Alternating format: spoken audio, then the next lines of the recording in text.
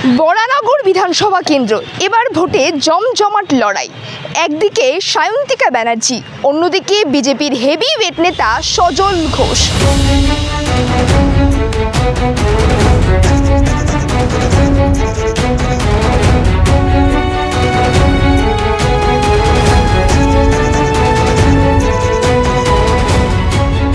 এবার প্রশ্ন উঠছে, বরানগরের বাসিন্দারা কাকে চাইছে বিধায়ক হিসাবে এই অঞ্চলে? সজল ঘোষের দিকে বি হাওয়াটা আছে আর শান্তিকার দিকে তো আছেই। ঠিক আছে, এখন বলা মুশকিল আছে কি কে বেরোবে। না, আমাদের মনে হয় যে সায়ন্তিকা ব্যানার্জি আসবে। সায়ন্তিকা ব্যানার্জি জিতবে। তার হাড্ডাহাড্ডি লড়াই চলবে। আগামী দিন সায়ন্তিকা ব্যানার্জিকেই আমরা চাই। অন্যদিকে দেখতে পাচ্ছি প্রার্থী তালিকা ঘোষণা হওয়ার পর থেকে কিন্তু প্রচারে একেবারে জোর কদমে নেমে পড়েছে উভয়ই, সায়ন্তিকা ব্যানার্জি থেকে শুরু করে সজল ঘোষ এবং সিপিএম এর প্রার্থী সায়নদীপ মিত্র। প্রত্যেকে কিন্তু ভোটের প্রচারে নামছেন।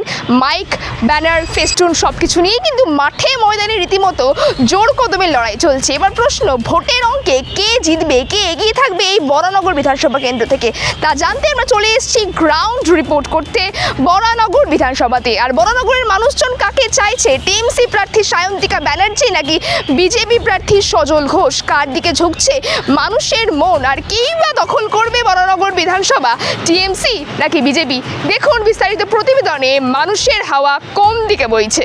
সায়ন্তিকা ব্যানার্জি এখন আমাদের বরানগরের একদম ঘরের মেয়ে হয়ে গেছে। 1.5 বছরে এই রাস্তাঘাট যা দেখছেন, লাইট, আলো, জল, যেভাবে 1.5 বছর উনি যতটা ট্রাম্প পেয়েছে, সময় পেয়েছে, ততটার মধ্যে মানুষের চাহিদার থেকে একটু বেশি কাজ করে ফেলেছে। কি করলেন তিনি 1 বছর ধরে? উনি ঘাস কাটলেন, আর কি করবে? উন্নতি এখানটা বরানগরে মেন হচ্ছে কলকারখানা। কারখানা নেই, সব ছেলে সব বেকার। হ্যাঁ, কাজকর্ম না থাকলে চলবে কি করে? কারখানাগুলো নেই, কারখানাগুলো সব শেষ হয়ে গেছে। মজা জুট মিলটা আজ বিগত দিন ধরে খারাপ চলছে, ও বন্ধ, এখন তো বন্ধই হয়ে রয়েছে। তার জন্য কোনো দিন কিছু করছে না, বিগত 2 বছরে কিছুই করেনি। সরকারি হস্তক্ষেপে আমাদের ফেসবুক পেজটি বন্ধ করে দেওয়া হচ্ছে। আমাদের সমস্ত খবরাখবর ইউটিউব চ্যানেলে প্রকাশিত হচ্ছে, তাই আপনাদের সকলের কাছে অনুরোধ, আমাদের জিআই এর ইউটিউব চ্যানেল আপনারা সাবস্ক্রাইব করুন এবং আপনাদের আত্মীয় স্বজন, বন্ধু বান্ধব সকলকে বলুন আমাদের ইউটিউব চ্যানেলটি সাবস্ক্রাইব করতে। এবং পাশাপাশি বলবো, যারা আমাদেরকে ভালোবাসেন, আমাদের খবরগুলো আরো বেশি মানুষের কাছে পৌঁছে দেওয়ার জন্য আমাদেরকে আর্থিকভাবে আপনারা সহযোগিতা করুন। স্ক্রিনে যে কিউআর কোড দেওয়া আছে সেখানে স্ক্যান করে আপনারা আপনাদের যতটুকু সাধ্য যে যা পারবেন আর্থিকভাবে সহযোগিতা করে আমাদের পাশে দাঁড়ান। দাদা, বরানগরে টিএমসি প্রার্থী দিয়েছে সায়ন্তিকা ব্যানার্জিকে, অন্য জায়গায় দেখতে পেয়েছি সজল ঘোষকে প্রার্থী দিয়েছে তার বিপরীতে। আপনারা কিরকম বুঝছেন, লড়াই কতটা হবে বরানগর? লড়াই তো জোরদার আছে, লড়াইটা জোরদার আছে। এখন ব্যাপারটা হচ্ছে সজল ঘোষের দিকে বি হাওয়াটা আছে আর শান্তিকার দিকে তো আছেই। ঠিক আছে, এখন বলা মুশকিল আছে কি কে বেরোবে। মানে ভোটের হাওয়া বোঝা কঠিন বলছেন? কঠিন, খুব কঠিন আছে ভোটের হাওয়া, ভোটের হাওয়া বোঝা মুশকিল আছে। হ্যাঁ, বরানগরে কি কি উন্নতি দরকার? উন্নতি এখানটা বরানগরে মেন হচ্ছে কলকারখানা। কারখানা নেই, সব ছেলে সব বেকার। হ্যাঁ, কাজকর্ম না থাকলে চলবে কি করে? কারখানাগুলো নেই, কারখানাগুলো সব শেষ হয়ে গেছে। আর ব্যাস এটাই হচ্ছে মেন, আর কিছু না, আর সব ঠিক আছে। এই যে প্রার্থী টিএমসি থেকে সায়ন্তিকাকে দিয়েছে, আপনারা খুশি? আমরা তো এমনি খুশি থাকবোই, কেন কি আমরা তো ওই দলেরই লোক আছি। হ্যাঁ, কিন্তু ব্যাপারটা তা না, ব্যাপারটা হচ্ছে যে আমাদের কাজ করবে তাকে আমরা সমর্থন করব। সজল ঘোষ বলছে সায়ন্তিকা ব্যানার্জি হচ্ছে বরানগরের অ্যালার্জি। না, সেটা তো আমরা শুনিনি, কি করে বলবো? সেটা তো আমরা শুনি মন্তব্য করছে সায়ন্তিকা। না না না, আমরা শুনিনি, যেটা শুনিনি সেটা আমরা বলবো কি করে? টাফ ফাইট হবে বরানগরে। হ্যাঁ, একটু আছে, ফাইট আছে, বেরিয়ে যাবে শান্তিকাই ব্যানার্জি, বেরোবে যা মনে হচ্ছে, কিন্তু একটু ফাইট আছে। সায়ন্তিকা ব্যানার্জি জিতে যাবে। দাদা, আমরা দেখতে পেয়েছি বরানগর থেকে এবার দাঁড়াচ্ছে তৃণমূলের হয়ে সায়ন্তিকা ব্যানার্জি এবং বিপরীতে সজল ঘোষ। কি মনে হচ্ছে, ফাইট কতটা হবে? ফাইট আমাদের মনে হয় যে সায়ন্তিকা ব্যানার্জি আসবে। সায়ন্তিকা ব্যানার্জি জিতবে। খুশি আপনারা হবেন তাতে? আমরা খুশি আছি, সায়ন্তিকা ব্যানার্জি আসবে। বরানগরে কাজ কেমন হবে? ভালো কাজ, ভালো, সায়ন্তিকা ব্যানার্জি ভালো কাজ করছে। আর কি উন্নয়ন দরকার? আমরা থাকছি কি, মমতা ব্যানার্জি থাকুক, আর কি বলবো। থেকে সজল ঘোষ বলছে সায়ন্তিকা ব্যানার্জি নাকি এখানকার অ্যালার্জি। আমি এইসব ব্যাপারে কিছু বলতে পারবো না, লেকিন আমাদের বড়নগরে ভালো কাজ করছে। সায়ন্তিকা ব্যানার্জিকে চাইছেন? হ্যাঁ হ্যাঁ। বড়নগরের প্রার্থী দিয়েছে টিএমসি থেকে সায়ন্তিকা ব্যানার্জিকে, আপনারা কতটা খুশি হয়েছেন? খুব একটা আমরা অন্তত খুশি নেই। আলমবাজার জুট মিলটা বিগত দিন ধরে খারাপ চলছে, ও বন্ধ, এখন তো বন্ধই হয়ে রয়েছে। তার জন্য কোনো দিন কিছু করছে না, বিগত 2 বছরে কিছুই করেনি। মানুষ সেই দুর্ভিক্ষের মুখে পড়ে আছে। কি বলছেন, কিছু করেননি তিনি? না, এই বিষয়ে তো উনি কিছুই করেননি। কি করলেন তিনি 1 বছর ধরে? উনি ঘাস কাটলেন, আর কি করবে? কিছুই। ঘোষ বলছেন যে সায়ন্তিকা ব্যানার্জি নাকি এখানকার অ্যালার্জি। কোনো অ্যালার্জি নয়, অ্যালার্জি তো আছেই বটে। তারপরে সজল ঘোষ বলছে সায়ন্তিকাকে, হ্যাঁ। যে সায়ন্তিকা ব্যানার্জি স্লোগান দিচ্ছে সায়ন্তিকা ব্যানার্জি বড়নগর এনার্জি, তিনি বলছে এনার্জি না অ্যালার্জি। অ্যালার্জি ঠিকই বলছে। হ্যাঁ, তা উনি কোনো না, সজল মুখার্জি কোনো আজ 2 বছর ধরে উনি রয়েছেন।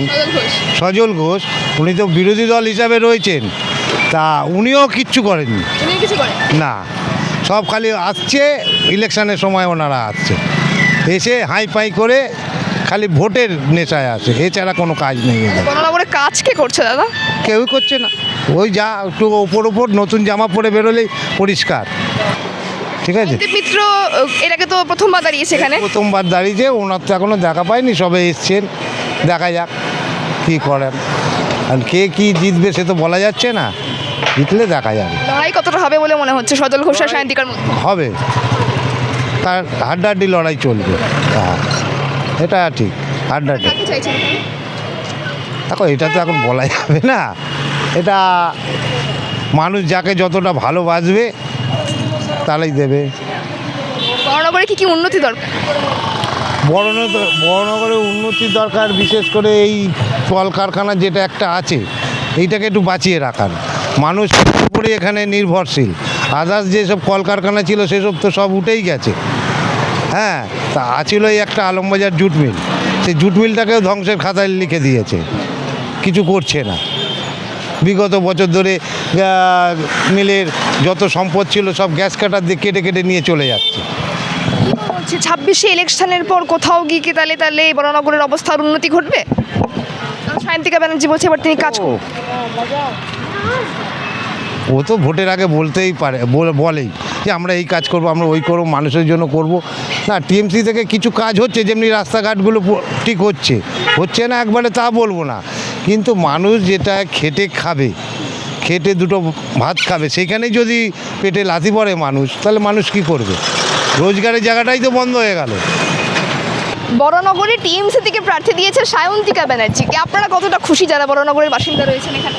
সায়ন্তিকা ব্যানার্জি এখন আমাদের বড়নগরের একদম ঘরের মেয়ে হয়ে গেছে। 1.5 বছরে এই রাস্তাঘাট যা দেখছেন, লাইট আলো জল, যেভাবে 1.5 বছর উনি যতটা ট্রাম্প পেয়েছে, সময় পেয়েছে, ততটার মধ্যে মানুষের চাহিদার থেকে একটু বেশি কাজ করে ফেলেছে। আগামী 5 বছর ওনাকেই চাই, যে সবসময় মানুষের পাশে দাঁড়ায়, তারপরে কর্মীদের কোনো প্রবলেম হলে ছুটে আসে, সাধারণ বড়নগর কোনো বাসী যদি কোনো হসপিটালের কোনো ব্যাপার হয়, উনি সহযোগিতার সবসময় হাত বাড়িয়ে দেয়। এটা মমতা ব্যানার্জির সৈনিক, আর খুব উন্নয়নের সঙ্গে কাজ করছে।